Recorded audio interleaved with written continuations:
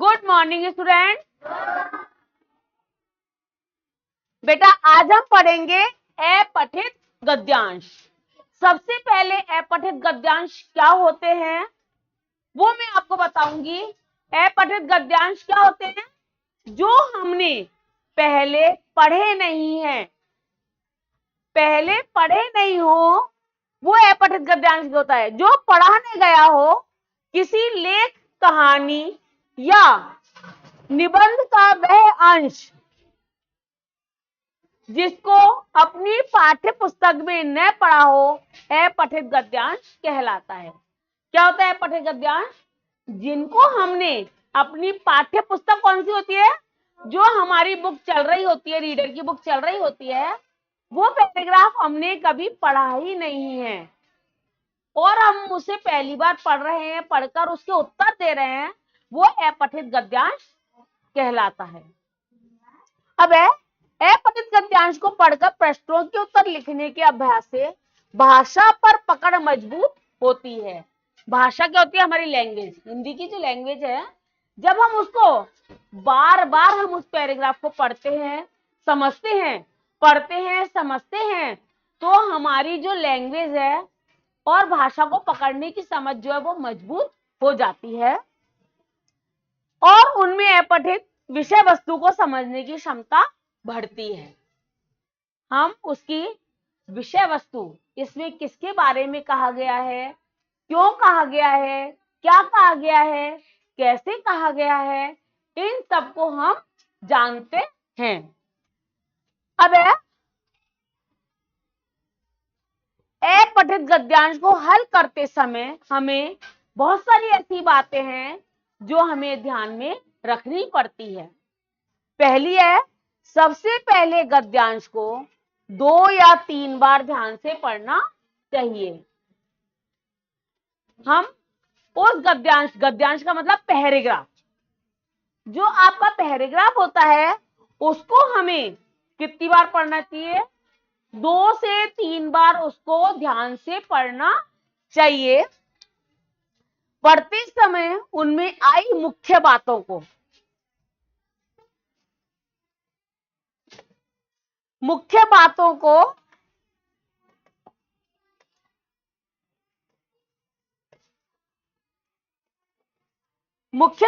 को ध्यान से पढ़ना चाहिए। ठीक है ना? पेंसिल से निशान लगा लेना चाहिए। गद्यांश में आए कठिन शब्द, उसमें कुछ कठिन शब्द होते हैं, कठिन शब्दों को अर्थ समझने की कोशिश करनी चाहिए। प्रश्नों के उत्तर गद्यांश पर आधारित ही होने चाहिए। जो प्रश्नों के उत्तर देते हैं हम वो गद्यांश के आधार पर ही उनके उत्तर देने चाहिए। ऐसे हम आज 2 से 3 उदाहरण हम पढ़ेंगे, गद्यांश पढ़ेंगे और उनको सॉल्व करेंगे। एक बार बेटा, एक बार पढ़ने से कभी भी गद्यांश समझ में नहीं आता है, इसलिए हमें उस गद्यांश को 2 से 3 बार अवश्य ही पढ़ना चाहिए। और पढ़ने के बाद हमें उसमें कुछ मुख्य बातें होती है उस पर अंडरलाइन कर लेना चाहिए, कुछ कठिन शब्द होते हैं उन पर अंडरलाइन कर लेना चाहिए और उसको समझने की कोशिश करनी चाहिए, तब जाकर हम उसको सॉल्व कर पाते हैं। अब हम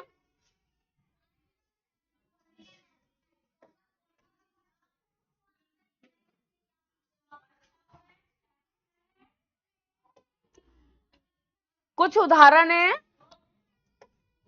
जो कि हम देखेंगे।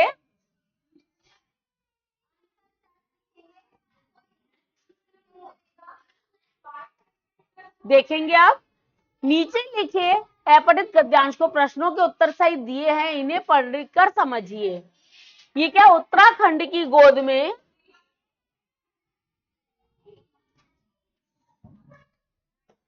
स्थित जागेश्वर एक शांत एवं सुरम्य पर्यटक स्थल है। क्या है ये? शांत एवं सुरम्य पर्यटन स्थल है जो अपनी प्राकृतिक सुषमा और मंदिरों के कारण सहज ही मन मोह लेता है। मन मोह लेता है मतलब वहां की जो मंदिर है और वहां की जो प्राकृतिक सुषमा है, प्राकृतिक सौंदर्यता है, वो बहुत ही सुंदर है। कहाँ की? जागेश्वर मंदिर की। जागेश्वर मंदिर की, जो कि कहां पर स्थित है? उत्तराखंड की गोद में। उत्तराखंड की गोद में कौन सा मंदिर है? जागेश्वर मंदिर, जो कि कैसा है? शांत एवं सुरम्य, पर्यटक जहां पर लोग घूमने के लिए आते हैं। यहां पर लोग दूर दूर से घूमने के लिए आते हैं। ये प्राकृतिक सुंदरता और शांत वातावरण के कारण ये प्रसिद्ध है। हमने क्या समझा? अब हमने क्या दो लाइनों के बीच में क्या समझा? उत्तराखंड में क्या स्थित है? जागेश्वर मंदिर। कौन सा मंदिर है? कहाँ स्थित है? उत्तराखंड में। कैसे, कैसा है वहां? शांत एवं सुरम्य, शांत और प्राकृतिक सौंदर्यता से भरपूर है। सर्पीले रास्तों के साथ साथ बहती कोसी नदी की जलधारा और वर्षा ऋतु में झरझर झरते झरने मन को रोमांचित कर देते हैं। देखो बेटा, सर्पीले रास्ते, सर्पीले रास्ते का मतलब क्या हुआ? मतलब ऐसे टेढ़े टेढ़े। सर्प मतलब सांप। सांप की आकृति कैसी होती है? जिगजैग वाली होती है ना। तो इसी तरीके से वहां के रास्ते क्या है? टेढ़े मेढ़े रास्ते हैं। टेढ़े मतलब सर्पीले रास्तों के साथ बहती कोसी नदी की जलधारा और वर्षा ऋतु में झरझर झरते झरने मन को रोमांचित कर देते हैं। वहां पर एक कोसी नदी बहती है। कोसी नदी की धारा जो है किस तरीके से बहती है? सर्प के आकार में जिगजैग करती हुई बहती है। ठीक है ना। वर्षा ऋतु में झरझरते मन को रोमांचित कर देते हैं। जागेश्वर में छोटे बड़े 124 मंदिर हैं। कितने मंदिर हैं? कहां पर हैं? कितने मंदिर हैं? कौन सी नदी बहती है? कोसी नदी। कोसी नदी की आकृति कैसी है? सर्पीले आकार की। कैसी है?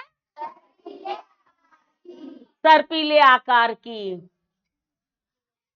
मंदिर परंतु प्रमुख मंदिर दो ही हैं माने जाते हैं। पहला वृद्ध जागेश्वर मंदिर और दूसरा तरुण जागेश्वर मंदिर। देखिए कितने मंदिर हैं जागेश्वर में? 124, 124 मंदिर हैं। ठीक है ना। लेकिन मुख्य रूप से कितने मंदिर माने गए हैं? दो। मुख्य रूप से दो मंदिर माने गए हैं, एक वृद्ध मंदिर और एक तरुण मंदिर। अब ये वृद्ध और तरुण क्या हो गया? वृद्ध और तरुण, वृद्ध का मतलब बूढ़ा और तरुण का मतलब जवान। विलोम शब्द हो गया ना उसका। वृद्ध का क्या हो गया? तरुण। तरुण का क्या हो गया? वृद्ध। विलोम शब्द हो गया, विपरीत अर्थ हो गया। वृद्ध जागेश्वर मंदिर पहाड़ की चोटी पर स्थित है। वृद्ध जागेश्वर मंदिर कहाँ स्थित है? पहाड़ की चोटी पर स्थित है। अब हम, ये हमारा पैराग्राफ हुआ। पैराग्राफ से हमने क्या समझा? हमने किसके बारे में जाना? जागेश्वर मंदिर के बारे में जाना। और जागेश्वर मंदिर कहाँ स्थित है? उत्तराखंड की गोद में। और वहां कौन सी नदी बहती है? वेरी गुड, कोसी नदी बहती है। और कोसी नदी की आकृति कैसी है? सर्पीले आकार की। वहां कितने मंदिर हैं? 124। और मुख्य रूप से कितने मंदिर हैं? पहला मंदिर कैसा है? वृद्ध। और दूसरा मंदिर कौन सा है? तरुण जागेश्वर मंदिर। वेरी गुड, आपको तो अच्छी तरह समझ में आ गया। ठीक है, अब हम इसके क्वेश्चन आंसर सॉल्व करेंगे।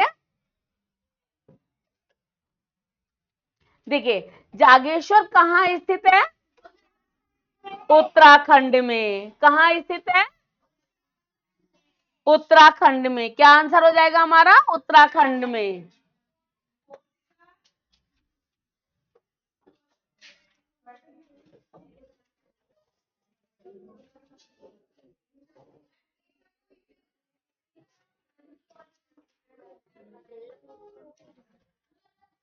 हाँ, अब नेक्स्ट आता है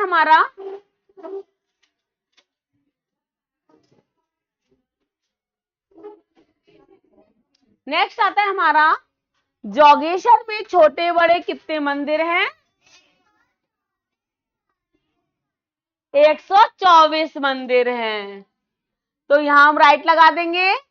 सहज शब्द का अर्थ क्या होता है? सरल। सहज का अर्थ क्या होता है? इस गद्यांश का शीर्षक क्या है? मनमोहक जागेश्वर। किसके बारे में बार बार चर्चा की जा रही है? जागेश्वर मंदिर के बारे में चर्चा की जा रही है। तो ये हमारा क्या हो गया? शीर्षक हो गया। शीर्षक क्या हो गया? जागेश्वर मंदिर। अब हमारा दूसरा पैराग्राफ आता है।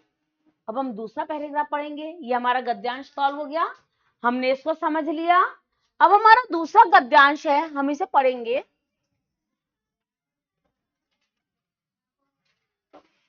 ध्यान से पढ़ेंगे। मैंने कभी भी किसी शिक्षक या किसी लड़के से झूठ नहीं बोला। क्या नहीं बोला? किससे? शिक्षक। शिक्षक मतलब अध्यापक या टीचर। शिक्षक कौन होता है? जो हमको पढ़ाते हैं। अध्यापक या टीचर, ठीक है। उनसे मैंने कभी भी झूठ नहीं बोला। मैं बहुत संकोची था। संकोच मतलब झिझक। झिझक होती है, हेजिटेशन होती है ना। मैं बहुत कैसा था? संकोची, हेजिटेशन वाला। झिझक रहती थी मुझे, नहीं कॉन्फिडेंस नहीं, झिझक रहती थी मुझे, संकोची था।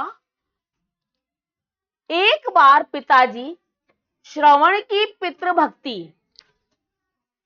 श्रवण कौन थे?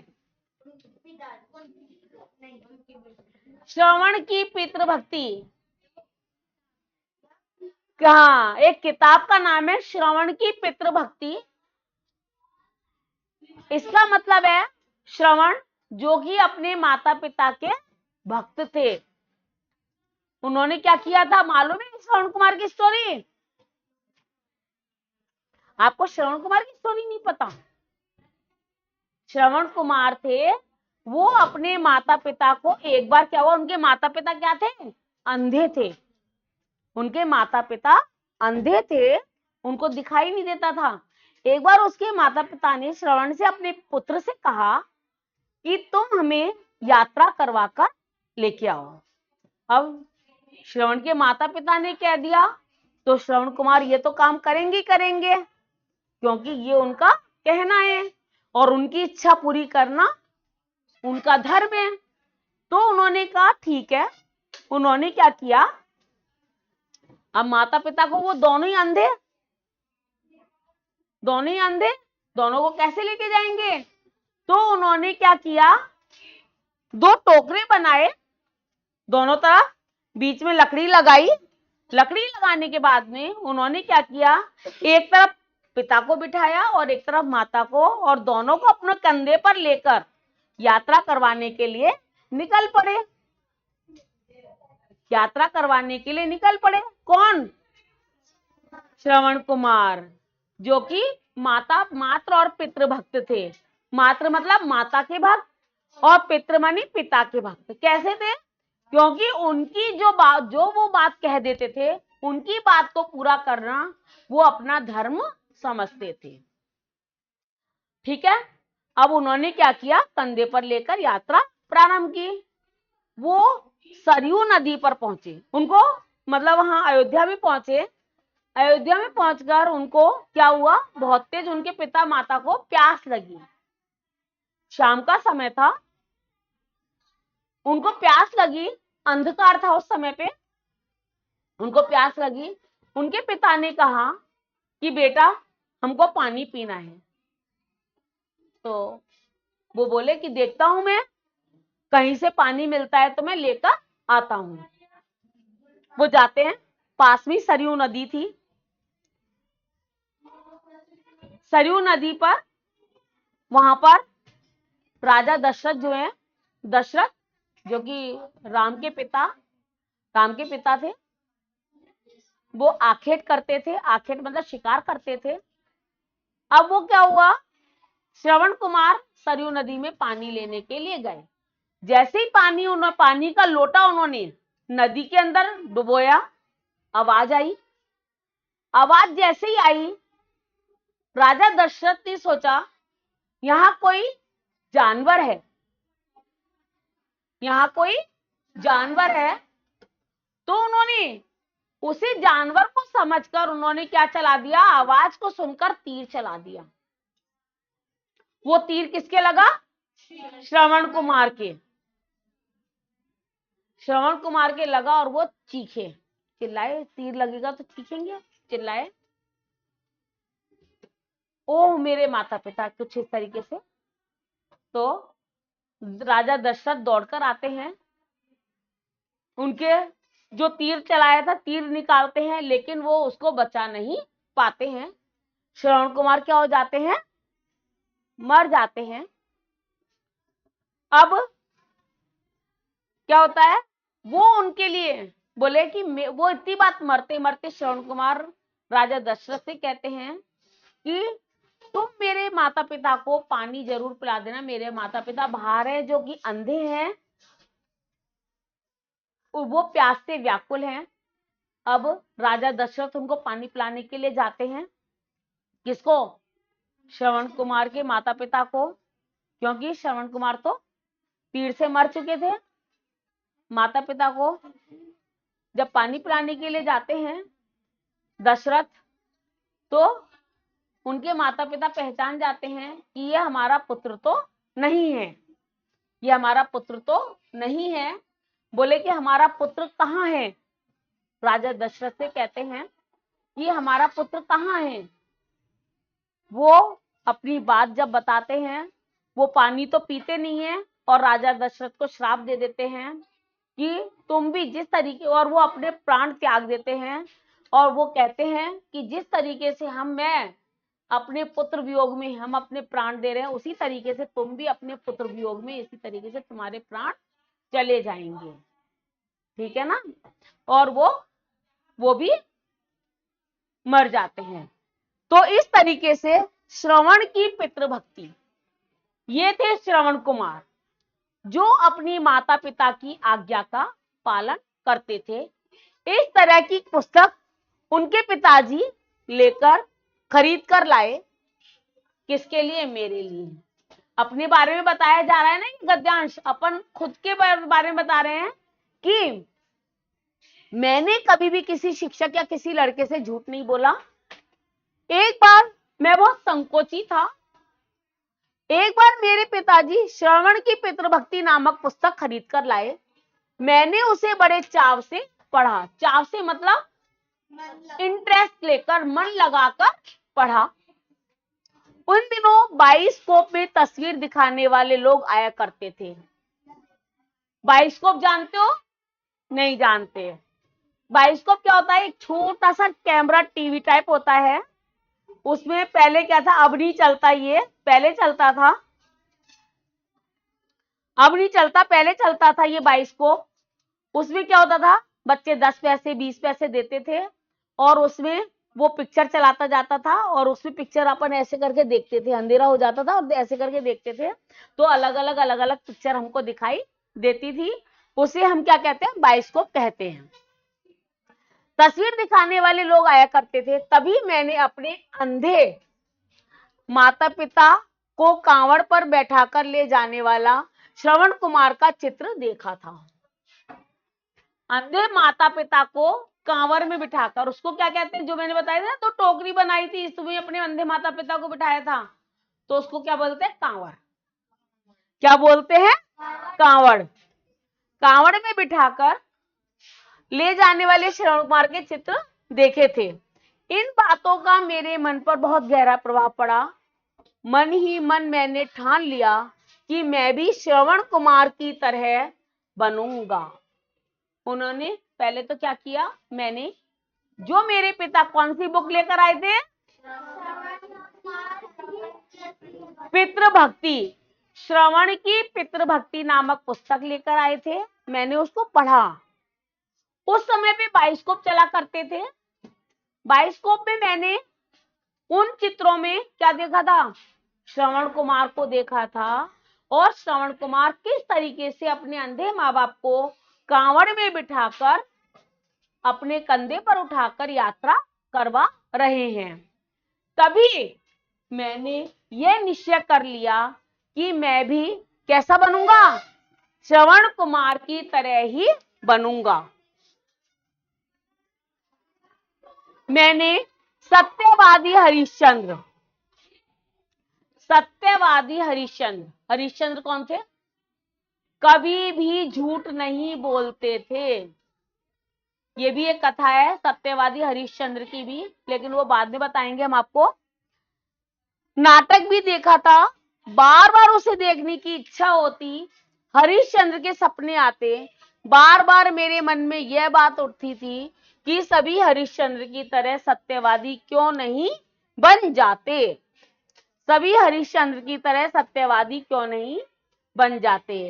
अब उसने बच्चे ने जो आपने वो अपने बारे में जो बता रहा है, वो उसने कौन कौन सी पुस्तक पढ़ी, श्रवण कुमार की पितृभक्ति, बाइस्कोप पे उसके चलचित्र भी देखे, फिर सत्यवादी हरिश्चंद्र की का नाटक देखा।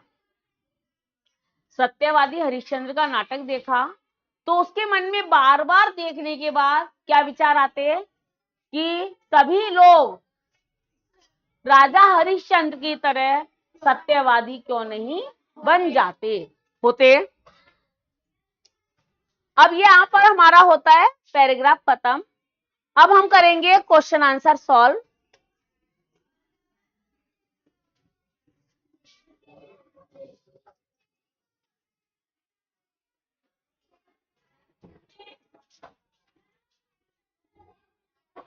देखेंगे, पहला क्वेश्चन है, लेखक के पिताजी कौन सी पुस्तक खरीद कर लाए,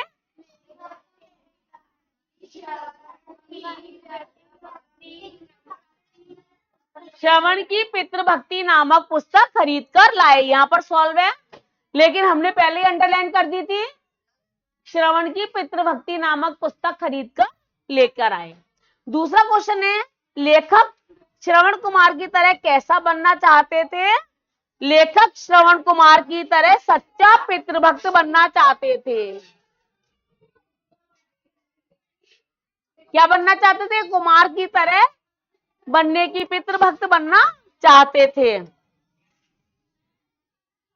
अब है, लेखक श्रवण कुमार की तरह कैसा बनना चाहते थे, लेखक श्रवण कुमार की तरह पितृभक्त बनना चाहते थे।